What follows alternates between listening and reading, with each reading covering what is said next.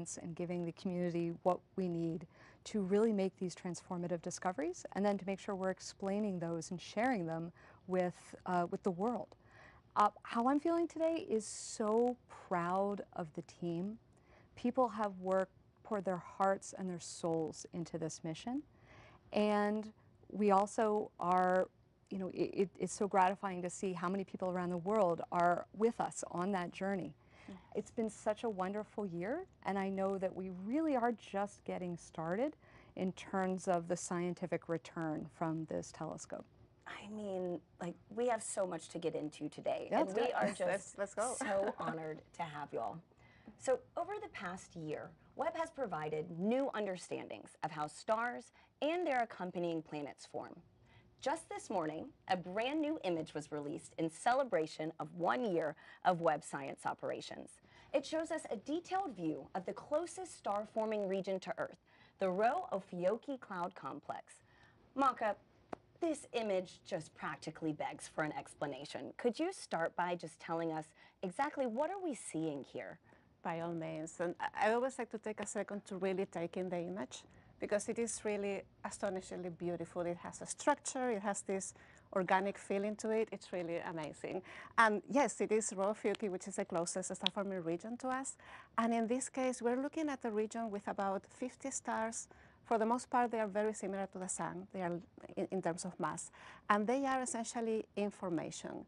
They're just baby stars. So nursery. It is like a nursery of stars, and even though it is beautiful and has all these structures and there's a lot of activity going on, it is actually quite a relaxed for a star-forming region. So Jay, why don't you walk us through some of the details? Sure, there's a lot to see. Let's go on a little tour. A little tour.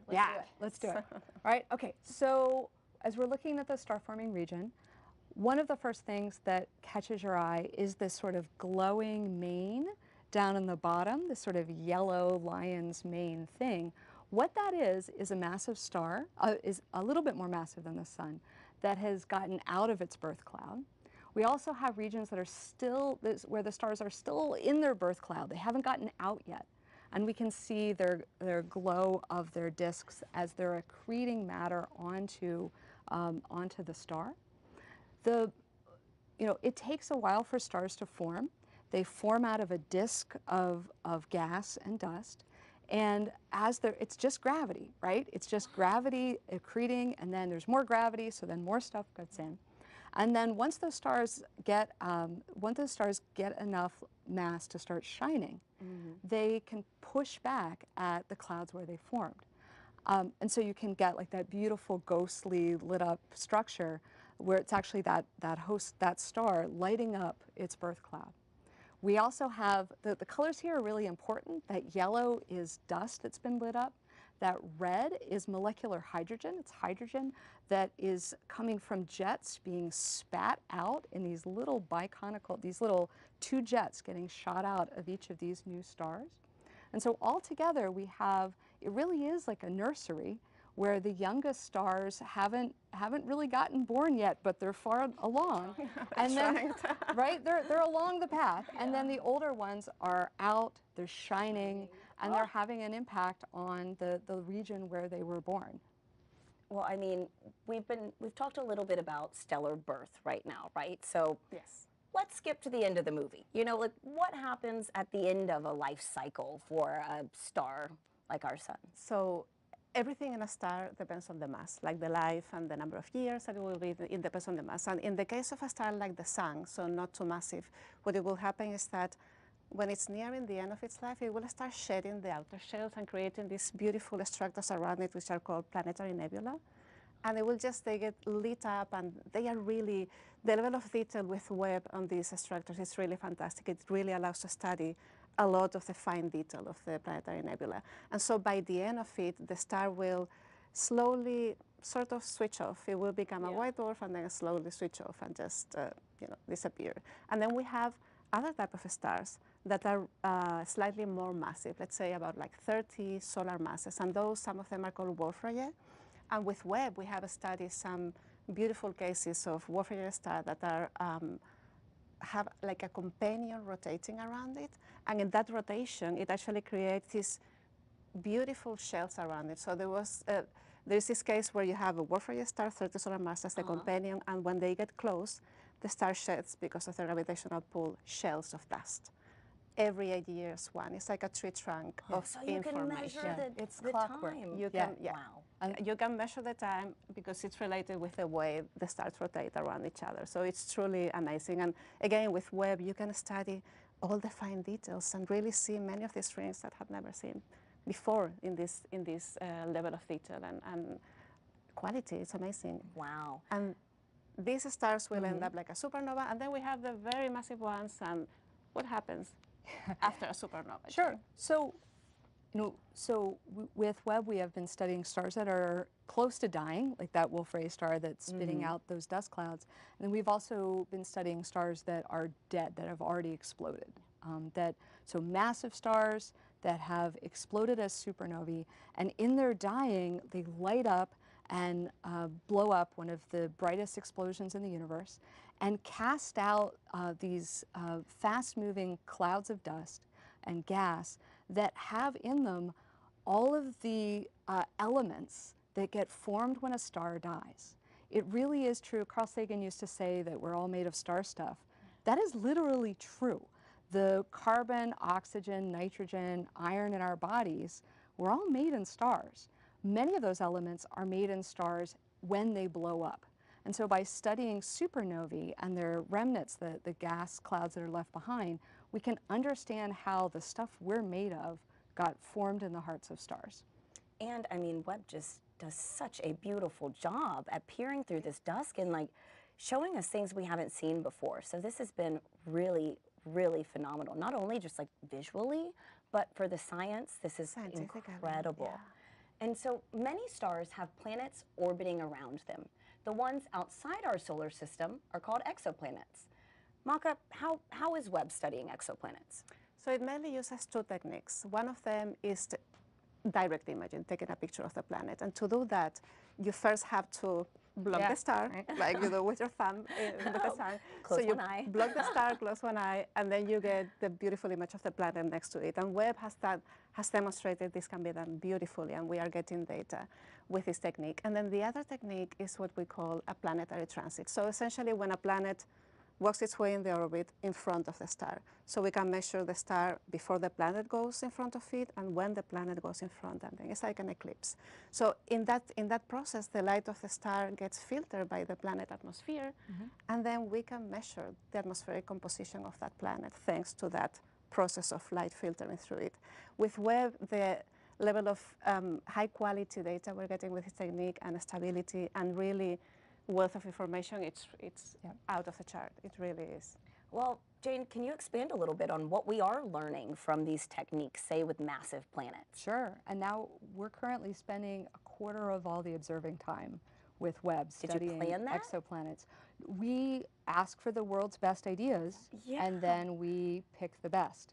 So we can respond to what good ideas people are having. But right now, people are having a lot of ideas for studying exoplanets.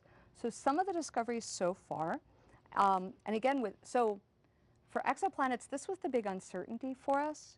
Webb wasn't built to do exoplanets. It was originally designed to study the most distant galaxies. We kind of added that science case in kind of late in the game. Slid that in. And it was a little, well, we'll see what we get, right? It turns out the telescope has been so stable. It has been gorgeous for exoplanets. And so the data that we're getting, in which we're looking at what the atmospheres around, what's inside these atmospheres of these planets orbiting other stars. And so the first data we got on those exoplanets, it basically just jumped out at us. We're like, oh, that's the fingerprint, that's the signature of molecular carbon dioxide. There it is, right there. Well, that wasn't hard. And then we took further observations with other modes of the observatory to get other elements. And what's been so wonderful with this telescope is that before we had to strain to maybe get one molecule, maybe, for some of these planets. Instead, we're getting a whole soup. We're getting water, carbon dioxide, sulfur dioxide. We're getting what's going on in there. What's the chemistry? What's happening? So we're able to understand what is going on inside these planets, what are they like, And that's something we've never been able to do before. And I mean, planets that are so far away, right? Like these are hundreds of light years away. Some of them are really close, just a couple light years away.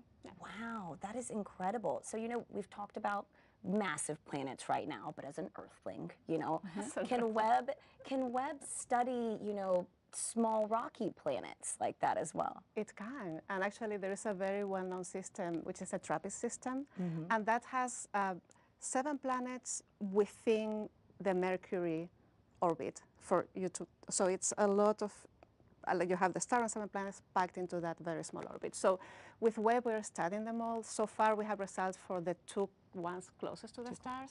And the results have been, well, they don't have an atmosphere. We have been able to measure the temperature of one of them. And there is a lot of effort going on the characterization of the rest of the planets. So what everybody wants to find, I think, in this case for the rocky exoplanet is, can we find one that has an atmosphere? So it's all about pushing the boundaries and getting more and more data to get high quality results. So Maka, could you, I guess, help us understand what all this means in the big scheme of things, right? So yeah, so in the 90s, we didn't know about other exoplanets. Now we know about that. I mean, we have found about 5,000 of them. Yeah. So it's all about pushing the boundaries of our knowledge on how our exoplanets form, what types are there, how are their atmospheres, like how the atmospheres evolve and change with time. It's all about putting in context the planetary formation and then really perfect our models and keep on observing. I mean, I see often this astronomy and science in general, like you're putting pieces of the puzzle together to get a really good view of the whole picture. So that's what we're doing. I mean, and that's beautiful. So thank you both so much for such a great introduction to, you know, Webb's last year in science. And we are already getting so many great questions in online that I'm going to take a step back and I'm going to toss it to our viewers. So for those watching, remember to send in your questions using the hashtag AskNASA or drop them directly into the comment stream wherever you're watching. Alrighty, so our first question is from Instagram user Trevor Maria. So he has a question about the anniversary image. He asks, this is a multi-photo stacked on top of each other of different wavelengths of what each camera sees, correct? This isn't what it looks like to the naked eye, basically, is what, Yeah. Can I take that one? Sure, go ahead. So we like that let one. me break down, let me demystify this. Okay. There's really not pulling a fast one here. We take, so this is all one camera. This is the near cam instrument. And with that camera, we do 2 colors of light at once. Okay. We get a twofer. Buy one, get one free, which is useful. And so, but when you get the raw data, and you can download the raw data from the telescope. You can go look this up for yourself. The raw data are gray, right, where it's more light, less light. It's monochrome. But you can look at the raw data, and it looks a lot like this. What we do to make these really gorgeous images is we give the data a spa treatment, right? I mean, we make them look their best, we clean them up, but they still look like themselves. We're not doing anything to really change what's going on here. We just kind of make it pop. Yeah. And so what Add some blush. Yeah, exactly. There's a little bit of like, but there's nothing, you can look at the raw data and see everything that you see in this image. What we basically do is assign colors that our eyes can see to different colors of light that Webb is detecting. And so we try to do that in ways that make physical sense. So in this case, we've assigned the yellow color to dust, to emission from smoke, from little pieces of smoke. And so then we're assigning red to molecular hydrogen. And so we can be flexible, because of course we can't see the infrared, but there's something magical about our eyeballs, right? My cat can see further in the red than I can, and bees can see further in the blue than we can. Telescopes allow us to see past the limitations of our own eyes, and then we map them into what we can see so that we can make sense of it, because we go through life in color, and so that, you know, astronomers do that. When we're analyzing images, we make 3-color images so we can help see, okay, what am I looking at here? What's going on? Wow, I mean, that is just incredible. And you know, it really, I feel like, brings out that merger of art and science in a It way. definitely does. And so that's so cool. So on our next Twitter user asks, Reg Victors, he's asking a question. If the Webb telescope can look with such detail at the very farthest reaches of the universe, can it see with extreme detail what is in our own Milky Way galaxy? Basically, if it can look so far away, you know, does that mean if it looks a little bit closer, can it see Certainly. with really, really great detail? And he has an example. Can it catalog solar systems and the detailed compositions of the bodies orbiting them? So yes. To answer the question, yes, certainly we can study, and we are studying our own galaxy. And actually, this image was released today is from our own galaxy. It's a really close star-forming region. So yes, we are studying planetary systems like TRAPPIST. I mean, they are really far away. So what we see with these planets is maybe if you see the planet, you see a dot. You don't see, you know, these beautiful renditions that are more like art than anything else. But yes, we study them. We do direct imaging. We do a rainbow with the data, and with that rainbow we get all the chemical composition and we can characterize them. So far we are studying for outer solar systems, let's say, or solar exoplanet systems, the planets themselves. We haven't started yet doing any sort of other body there, but yes, we can certainly and are studying our own galaxy. Well, I mean, that just leaves us excited for what's to come, right? You know, it's only the first year. So Astroza on YouTube asks, will JWST try to find distant quasars? Ooh, yeah. Yeah, we've already found a bunch. Yes. In the first year, we targeted some quasars we already knew about that were discovered by other telescopes. And there have been recent results out studying those quasars, and in particular wanting to understand, so these are supermassive black holes. A quasar is a name for a black hole with the mass of up to 1 billion, with a B, solar masses worth of stuff in a black hole that's about the size of our solar system. Wow. That's at the heart of a galaxy. Every galaxy has a supermassive black hole in its center. Big galaxies have big black holes. Small galaxies have small black holes. We don't really quite know why. Is a supermassive black hole? A quasar is a good question. A quasar is a supermassive black hole that is feeding, that is accreting gas down onto it. Right? Yeah. And so it's fueling. It's getting bigger. Yeah. And of course, once matter falls into a black hole, it can never escape. So none of that light gets back out. But as gas is falling down into the black hole, it's colliding with other gas and it glows white hot and into the ultraviolet, and even you get X-rays, and it can outshine the host galaxy, and that's what we call a quasar. So in the first year, Webb has been studying some of the galaxies that host those quasars to understand how did they grow so fast? How did they build 1 billion solar masses in 1 billion years down in the center? Webb has also been discovering supermassive black holes, accreting black holes that we didn't know about, that are just popping up all over some of these deep fields where we stare at a blank field, we find thousands of galaxies, and some of those you're like, oh, that's a quasar. There's another quasar. They've been popping up all over. There are a lot of And why are we so interested in studying them? Quasars or black holes? It's all part of the galaxy evolution picture. It's all part of the puzzle. So actually, you reminded me with the quasars, often you do have to remove the quasar to be able to see the galaxy underneath, and there are techniques to do that. But it's all about studying the galaxies and how they are formed and evolve. Well, we have another question from a Twitter user. Radio Casterful asks, could JWST take a picture of Voyager 1, or is it too small to pick up on camera? Oh, that's a good question. All right, do math on the fly. It's too small. It's too small. It's I don't too think small. Yeah, you can't do it. but I love the question. Yeah, I know. That was an insightful question. Thank you. I'd have to actually do the math to work out whether you can get the reflection even if you can't resolve it. And I can't do that in my head. I'd have to go get a pencil. Yeah, phone a friend. Yep. Well, we have Maddie Lane on Twitter who asks, what temperature does Webb operate in deep space? Well, we have 2 ranges of temperature. So we have 3 instruments that operate in the near infrared, and they are at about 40 K, which is like a few tenths of degrees over the absolute zero. And then we have MIRI that operates on the mid-infrared, which means that you have to be colder to be able to detect that signal. So MIRI operates at about 7 K, which which is just 7 degrees above the absolute zero. And that means that Miri needs to have a special cooling system. It's like it has its own fridge, so to say, to keep it cool and really make it functioning. The other ones are cooled down by the sun shield that protects everything from the radiation of the sun. Wow, the range is just... It is. Yep. It And then is on the hot side, on the hot side, right? yeah. The hot side Yeah. where the below the so the telescope and the science instruments all really cold, what -400 Fahrenheit, 40 degrees It's- above yeah. absolute zero.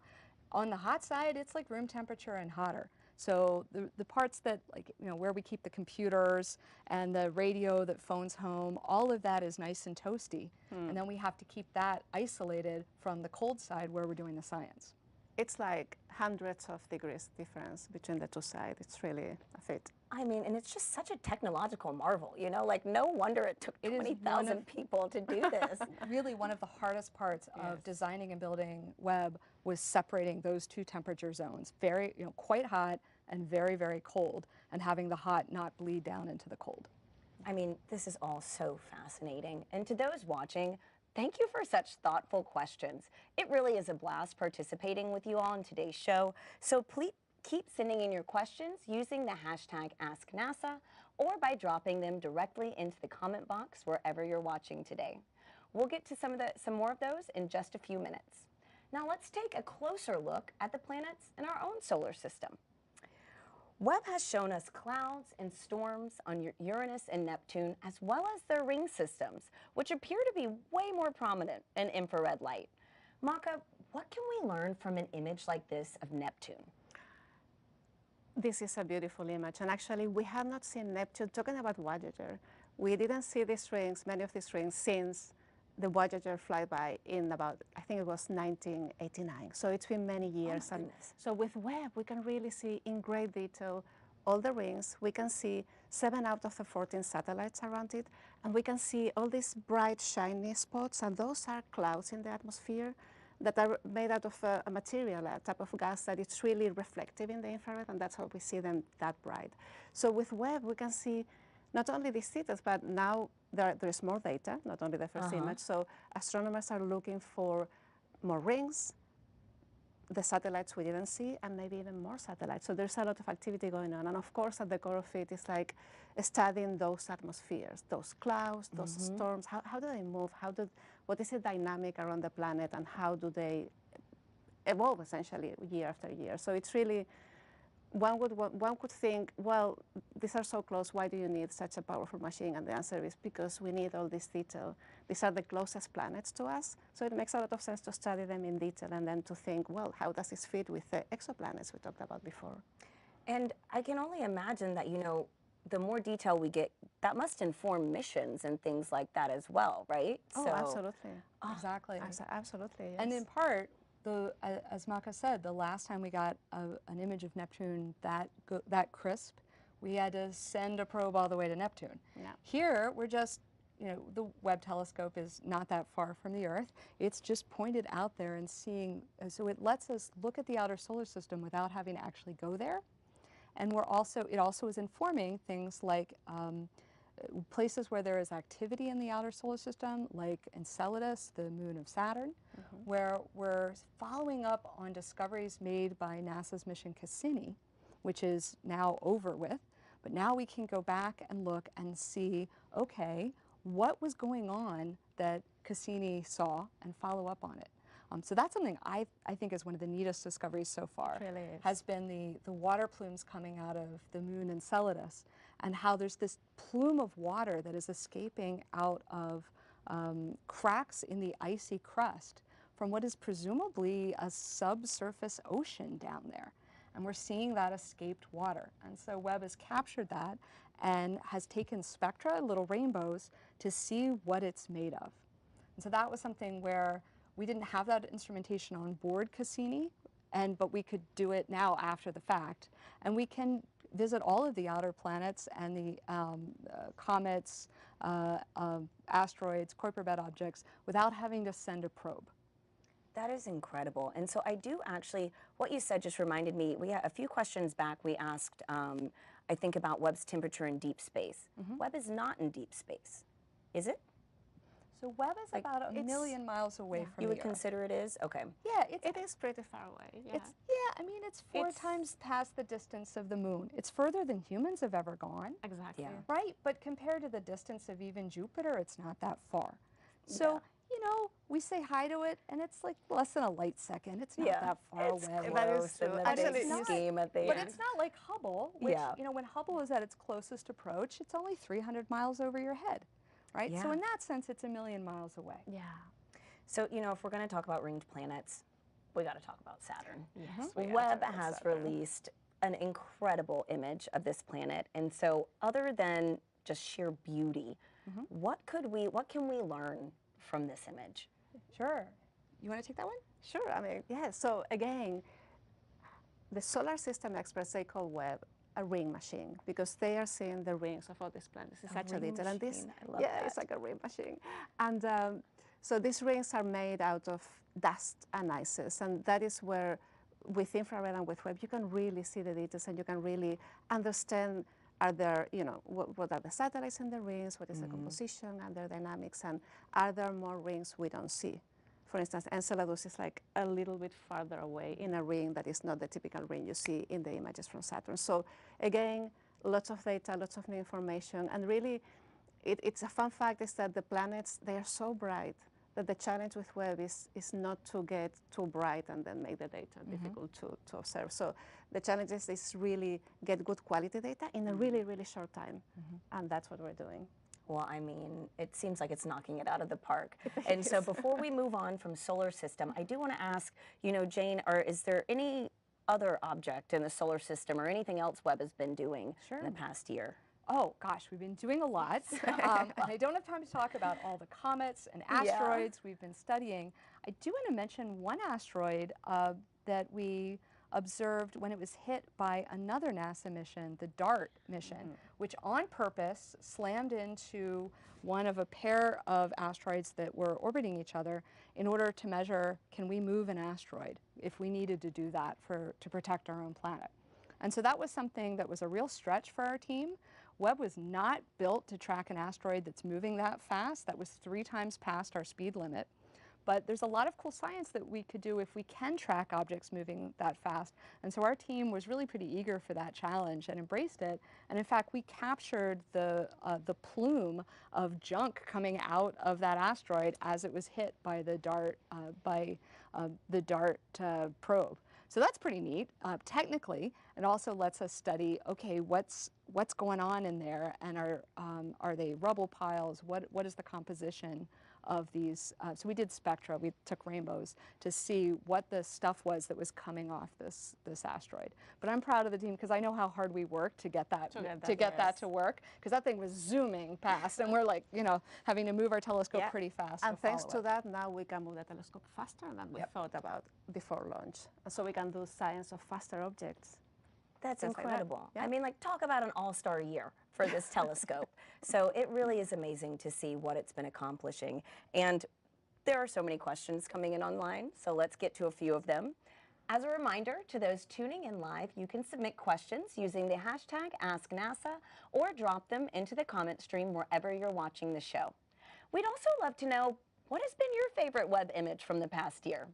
Post it online along with your question using the hashtag AskNASA. All right, our next question.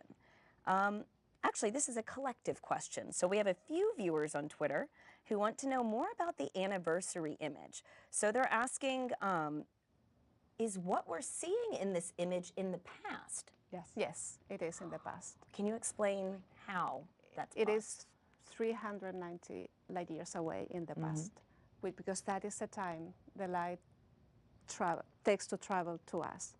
So it is in the past, and actually everything you see is in the past. When you look at yourself in a mirror, you're looking at a version of yourself that is like a tiny fraction of a second slightly younger than you are at that moment. So yeah, it's light travel, and of course the universe also expands. So depending on where you are, it might take a bit longer.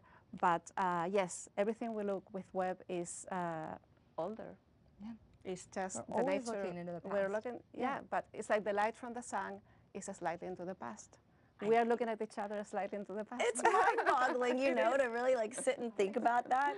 And so Actually, this is a great follow-up question. Adam Updike on YouTube asks, has JWST changed our perception of the universe? And if so, how? You know, not yet. Yeah, I'm going to go for not yet on that one. I mean, Why? yes and no, right? Like, it's gorgeous, it's lovely, but we kind of knew that. We were gonna like, this is gonna knock people's socks off, right? And remember having to reassure reporters before launch about, well, are the images going to be as good as Hubble's? So just wait. It's gonna be fine. Sit back. No, don't worry. It's not going to be a problem. I would say that, you know, we are still getting started, and I would say that so far, for me anyway,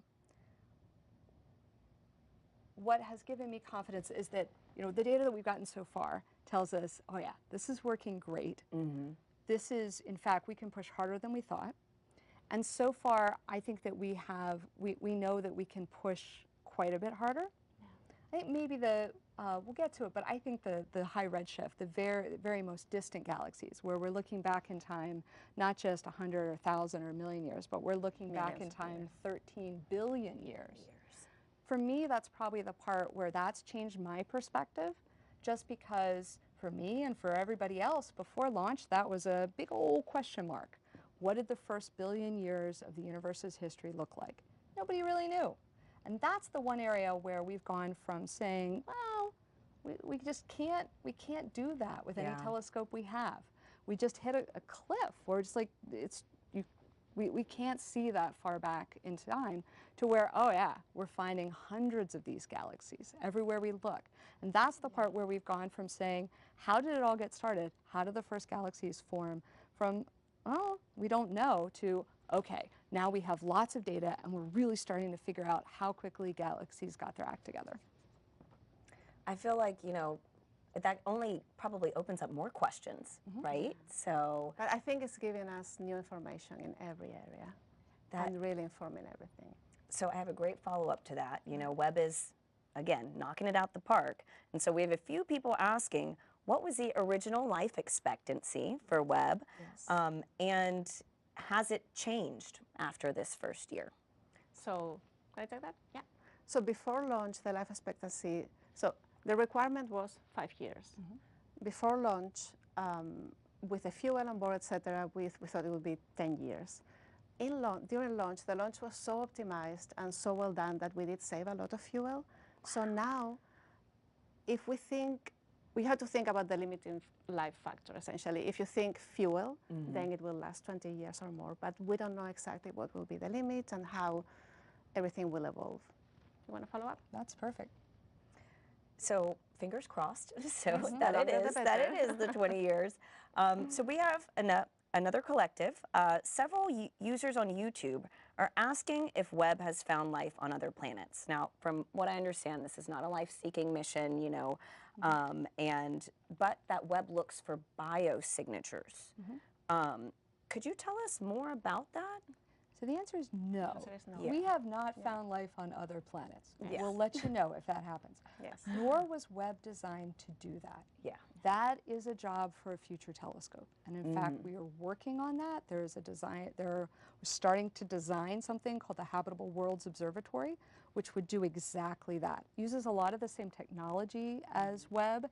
It looks, you know, it has hexagons, it deploys, but it looks at the same light that we do, visible, and then ultraviolet light. Webb can't do that. It's an infrared telescope. There's just some basic limitations. We're not going to find life. And it's not looking for signs of life. No, right? that is not our science case. What we could do is find places with Webb. We may be able, if they're out there and they're close, to find planets that could be habitable, that look nice and toasty, but not too hot, that have liquid water. But what Webb cannot do is say, yep, that one has life on it. That is a job for a future mission. It can say, this looks like a nice destination that life might want to vacation at. To study in the future. Yes, and so, okay, thank you for that. Okay, so we just asked viewers to share their favorite image in the chat, and now Chalkstar on Twitter wants to know, oh, this is a good one, After a year, what is your favorite image from JWST? I must say, I'm going to go with today's image. Oh, Really? Before that, it was the Stefan's Quintet with MIDI. But I have to say, the image from today, it is mind-blowing to me. It's like ethereal. It is, exactly. Wow. It's organic and ethereal. It's like beautiful. And the one before was the Stefan's Quintet with MIDI. I wouldn't have guessed that. Okay. I'm going to go with Pandora's cluster, which is a galaxy cluster, so thousands of galaxies all crammed into a space that in our neck of the woods is just a couple galaxies. So that's probably my favorite. The other one I really love is SMACS 0723, which is the lensing cluster that we revealed a year ago. Just because for that one, it was so beautiful. And it's also the science that I do, so I was like, "Ooh, this is exciting." And it was also really easy. We got those data, the telescope started observing around midnight, and we had the data by breakfast. It was just one of these like, oh, okay, it's working really well. So that one has a special place for me just because it was a demonstration to the world of how transformative this telescope is. Wow. If I may add, the Stefan's Quintet, just to add context, is the image where you have a group of galaxies that are interacting, and you really see how they have like this cosmic dance, and they sort of distort each other, and in that process, you know, they may form a new galaxy. Definitely, they may form new stars. So it is beautiful. I mean, thank you both too. And I know that y'all look at these images all the time, and so like it really is incredible to hear which ones are y'all's favorite. So our next question comes from Mr. Spaquito on Twitter. I know that's a Like it. That's a good one. That's a good handle. How much time do the teams at SDSCI and NASA take to publish Webb's data? So starting from observing from the telescope and then going through the whole process of analyzing and rendering them out and then publishing. So what's the timeline? So the timeline, it depends, right? So first of all, SDSCI and NASA's institutions don't publish data. Like there are scientists that do publish data, but the way it goes, you take the data and then it gets downlinked. We have downlinks twice a day. So it gets downloaded essentially. And then it goes through what we call a calibration pipeline, which is what Jane was describing before. You know, get rid of your electronic effects and the things you don't want from the data. And that is automatic, and that is done at SDSCI. And then once that process is finished, then it goes into the archive. And then the investigator team grabs the data, and they may say, oh, I'm going to fine-tune this, I'm going to fine-tune that, and then they have to analyze it and do their science. So it can be any time from, I've seen papers coming out in literally 2 days, and others take maybe 6 months. 6 months, a year. It really depends. Wow. Well, thank you both so much for these answers to these questions. For those watching at home, we'll get back to some more questions in just a few minutes, so keep sending them in. So we've now looked at our own solar system, right? Let's go back in time to when the first galaxies were forming. Webb is a powerful time machine with infrared vision that is peering back over 13.5 billion years and is already providing the first look at the earliest galaxies that formed hundreds of millions of years after the Big Bang. So again, we're hearing a lot about Webb being a time machine of sorts. Maka, could you explain how telescopes can even be time machines? Yes, and this is nicely linked with the question we had before about in the past. So light is a wave, and it travels. So we know it takes time to travel, and it travels at the speed of light. So when the first galaxies and stars, they emitted their light 13.5 or more billion years ago, that light started to travel in time and space. And it did travel in a universe that is just expanding. And in that expansion, that wave gets stretched. And in that stretching, it moves, for instance, from the visible light to the infrared light. It gets redder. And that's where Webb can catch it. It's really a beautiful process. So we are looking at a time of the universe we have never looked at before. With Hubble, we looked until about 13 and a little bit billion years ago. There were other missions that looked even behind that, like WMAP and COBE. But that time where the first galaxies and stars were formed. It's really new, and it's really what we're looking at. We're literally looking at the edge of what Hubble did, and really pushing forward the limits. So it's that's how it is a time machine. It's mind-blowing. It is mind-blowing. It's honestly mind-blowing. And so, you know, Jane, but how can we really know how far away any given galaxy is with so much accuracy? Sure, it's so convenient that, so we take rainbows is the short answer, and very conveniently, there are little markers, little diagnostic kind of like if you think about like CSI forensics, there's little fingerprints of what different elements and molecules are that just stand out. And you can say, oh, that's oxygen, that's carbon, that's hydrogen. And anywhere it is in the universe, you get these little spectral signatures in the rainbow. And you say, well, that's hydrogen, there we go. And so it's really helpful that those signatures are there in galaxies. But as Maka said, because the light has been red-shifted because of the expansion of the universe, all we need to do is say, oh, there's hydrogen. I measure what color I see it at. I know what color it was originally. That means I know how much the universe has been stretched as that light was traveling to us. So it lets us take what we measure, which is a redshift, and then we use a cosmological model to turn that into a distance. So what it basically means is we get little rainbows of all our galaxies. We then can figure out distances to every one of their galaxies. And so if you think of like take a deep field, like the famous Hubble deep field, where we've got hundreds of galaxies all peppered over an image.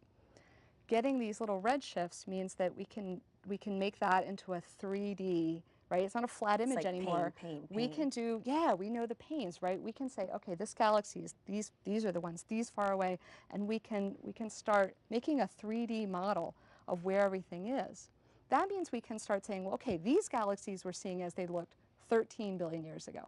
These galaxies are as they looked 13.4 billion years ago. And these galaxies are 10 billion years ago. And so for any galaxy we look at, we get a snapshot. We don't live long enough to see galaxies evolve. We just don't live long enough. But we can, by getting all these snapshots, put together that picture of how galaxies evolve with time. It's as though we never got to see humans age, but we got snapshots of people at different stages of their lives, and from that we can piece together how people are born, mature, and get old. Yes. That is a great analogy. So, you know, what is Webb revealing now that we could have never known a year ago, right? Can I do that one? Sure, go ahead, yes. So the big result, so there are a lot of results for the early universe. They're coming out fast and furious. Yes. So the ones that I think that sort of, to kind of group them into some big themes. Yeah. So far we're learning that there are more galaxies at early times in the very young universe than we expected. That's cool. They're also brighter than we expected, so they're easier to study. Great. There's lots of them. What we think is going on, and we're getting spectra of them, and we're finding, so what we're finding is that galaxies formed earlier than we thought, and they are forming more stars than we kind of gave them credit for or thought we might optimistically get. Yeah. We didn't really know. Honestly, we had huge uncertainties in what we might get in this first billion years. This really was well, that's why we built the telescope, was to go find out. But the main result that is emerging is that there are more of these galaxies. They're brighter than we expected. My interpretation of that is that galaxies just got organized early. And we're still working out why and what the details. They just, exactly. They go cities. So these are all still very small galaxies compared to the Milky Way, both in terms of size and in terms of mass. But they have a lot of the properties of bigger, later galaxies. They've made some I'm kind of proud of them. They've gotten their act together. They've formed black holes in their centers. They're accreting gas. They're forming stars. So that's a little, okay, these processes that we see in the nearby universe are working in that first billion years. And so we're understanding how we're really getting a gorgeous view of how galaxies turned on and got organized in the very early universe, which was the science case that sold the telescope. That's why we built it. And interestingly, some of them, we know now that they have stopped star formation. Or very paused, early. they're taking They a have break. paused, they're taking a break. And maybe some of them will start merging with their neighbors and really triggering star formation again. So Or maybe their black hole did it. We maybe don't the know black yet. hole did it. We don't know. But And then, that's a neat result. Yeah. exactly, and that is how galaxies will evolve until today. Wow. So let's get to some more questions from our Yes, viewers. sweet. But first, we want to know, where have you seen Webb images over the past year? With the mission's incredible window into the universe, I mean, we have seen pictures on clothing, billboards, in Times Square. Where have you seen Webb? Drop your response into the stream wherever you're watching. All right, so now on to some next questions. We have some Facebook users who are asking more about how we apply colors to the black and white photos that we get from Webb. Could you go into a little bit more detail? Yep, I can take that. So as Jane was explaining before, every instrument has a camera. We call them detectors, but it's like a camera, talking about images. And what the cameras detect, they do detect photons, they detect light. And in this case, we use filters to select which part of the infrared light. Think if it was visible, you would use a blue filter and then you would get all the blue photons. It's similar. You use a filter in the infrared that you get those specific photons. So you take maybe 3, 4, 5 different filters. And then you order them chromatically. So your blue filters, you assign them the blue color on the visible. For the redder filters, you assign the red color, and then in between. So that's what the imaging experts call chromatic order. So they assign to each infrared color that we cannot see a color that we can see. And it's literally just one by one, and then they combine them. And in that process of combination is that space where you mentioned before that there's also art in this. Yeah. Because, you know, they really do this fine-tuning of, oh, let's optimize this, what is more pleasing to the eye, and they come up with this really beautifully, highly contrasted images. But each of the colors, it's real, and each of the colors represents something. One will represent dust, the other molecular hydrogen, the other oxygen. So it is in there, and it really gives a scientific meaning to the image. I mean, you know the phrase like a photo is worth 1,000 words or something. Webb is really doing this right now, right? Really, Like not yes. only is it beautiful, you're just learning so much about the universe and just the connection of everything. So thank you for that wonderful description. We have another great handle. Tofu Eating Cat on Twitter asks, a great question. Are there any opportunities for citizen community science with Webb data? Sure, that's a good question. Yes. So first I should say what citizen science is. That is efforts that are efforts to get real interesting investigations that are done by large groups of people in the community who are not trained scientists. And there have been wonderful examples of this in all fields of science, ornithology, in astronomy. And so for Webb, we are still actually working on figuring out how we want to, what our strategy for that should be. All of the data go public. Some of them have a 1-year period where they're secret except to the team that proposed that data. But after that year, they all go public. So we have a rich archive that anyone can access. And it really is fun to just start zooming around and start playing with the data yourself. You don't need to be an expert to start wrestling with and making the same face that astronomers make, which is the confused, you know, the face as we're dealing with the real data. So that's the short. So we're working on it. And if you have ideas, let us know, because that's something to for the future. Yeah, thank you. And so for those actually interested in citizen science at NASA, you can visit citizenscience.nasa.gov and explore some of our projects there as well, while we keep our fingers crossed for maybe one in the future with Webb one day. So we have Twitter user Christine Kuga, who asks, just how deep in the universe can Webb see as opposed to Hubble? So I guess, can we get a little comparison on their distances? Maka? Yeah. I mean, Hubble was, what, 13.23 billion years ago? And Webb is going 13.5 and beyond. So it's, what it feels like a small window when you think of the number, but it's really huge in terms of evolution of the universe and in terms of what happened there. Because that first billion years a lot was A lot going did on. happen. Yeah. From, you know, Getting organized. getting organized, exactly. Get all your stars together. One of the results that's been so gratifying for me has been to see that with Hubble, we really could just look at the colors and say, well, that's the right color red to be one of those very distant galaxies. Because it's visible light. Well, right? Or and just we couldn't take spectra. We couldn't get the rainbows. You could just get the colors and a couple filters. With Webb, we can get beautiful rainbows. And in fact, we can get rainbows for dozens of galaxies at the same time, because the NearSpec instrument has this neat multiplexing, right? That one, that one, that one, that one, that one, all at the same time. And so with Webb, we're not only saying, yep, I know exactly how far away each of these galaxies is, but I know what they're made of, right? There's the hydrogen, there's my oxygen. Why is there so much nitrogen in that one? Which has been a puzzle in some of these, right? We're getting both very familiar diagnostics and some that we're like, oh, I've not seen that before. What's different about these early galaxies compared to galaxies in the universe today? So really good follow-up to that. Twitter user Aerospatial is asking if Webb needs to take a pause after each image. Essentially, is it true that Webb is always observing, always operating 24/7?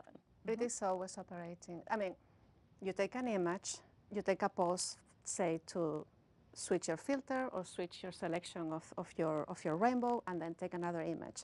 And then you finish to take data for your, say, row of Fuki. And then the telescope has to move to the next target. So while it moves, typically it wouldn't get data from the sky, but it can get some calibration data, and then it goes to the next target. So it is essentially observing all the time, except when we do particular, like uploading a new software or taking specific engineering data for, you know, processing and understanding how things are going. But yeah, it is, I wouldn't say 24/7, there are little pauses in between, and then you have to get there to your target. But usually when you go to a region of the sky, you optimize it and you do all the targets that are planned for that particular region. It's safe to say it's working overtime. Yeah, well, It is, yeah. It's just constantly, constantly taking data. and every week we give it a new plan for the next week. We schedule a week out, and twice a day we say hi and download all the data that it's taken in the last half of a day. And even when it downloads data, it keeps observing. Keeps going, So right? it's very, Yeah. very efficient. The telescope that could, you know? So we are running out of time, but I do have one final question. You know, what's next? What's next for Webb? Sure. So we are exactly 1 year into our science mission. We have selected the science for year 2. That science just started. We started observing that July 1st. And right now we're doing a mix of finishing the targets that we hadn't gotten to yet from the first year and starting the targets from the second year. And we'll do a mix of that. The first year will ramp down as the second year ramps up. We're about to ask the world, all right, y'all, what are your best ideas for year 3? We're going to ask that for a deadline in the fall. And we're really just keeping it coming. And I think that one of the things I'm really gratified to see is that the easy stuff came out in the first couple months. And now we're starting to see the papers that really took some analysis with a harder analysis, which gets to the more interesting results. So I think our big results are still ahead of us. That is so exciting to think about, too. And thank you so much, Dr. Rigby, Dr. Marin, for taking us through this journey of Webb's first year of science. I mean, I think it's safe to say that the best is even yet to come. So we really appreciate having you here today. Thank you so much. Really a pleasure being here and sharing this celebration with everyone. Yes, it's been fantastic. And thank you, and thanks to folks who've been with us on that journey. And, you know, stay with us. There's more to come. Yeah. And thank you to everyone tuning in online. I mean, I love that we were able to answer so many questions, and we really hope that you'll keep following the mission as Webb continues to peel back the curtain to the mysteries of the cosmos. To stay updated, follow NASA Webb on Facebook, Twitter, and Instagram. You can download the highest resolution images, videos, and other assets at webbtelescope.org. Now, remember, and I cannot stress this enough, this is just the beginning. Webb's first year of science is an amazing start to what this observatory will continue to do as it transforms our understanding of the universe. To go more in depth on the mission, visit web.nasa.gov. and make sure to follow along as Webb continues to unfold the universe. Thank you, and see you next time.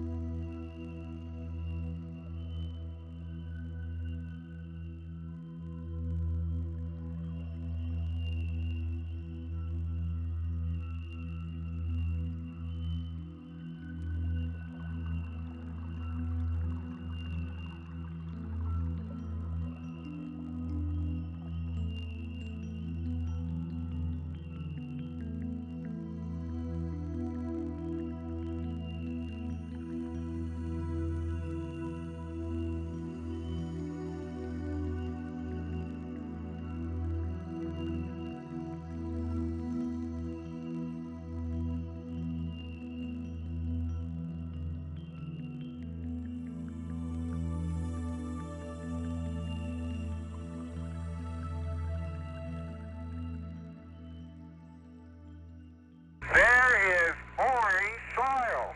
Well, don't move it till I see it. Hey, it is! I can see it from here. It's orange. Wait a minute, let me put my visor up. It's still orange. Sure it is. Crazy. Orange. I've got to dig a trench, Houston.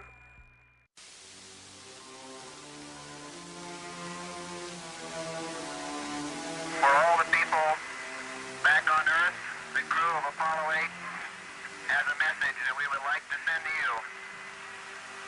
In the beginning, God created the heaven and the earth. And the earth was without form and void.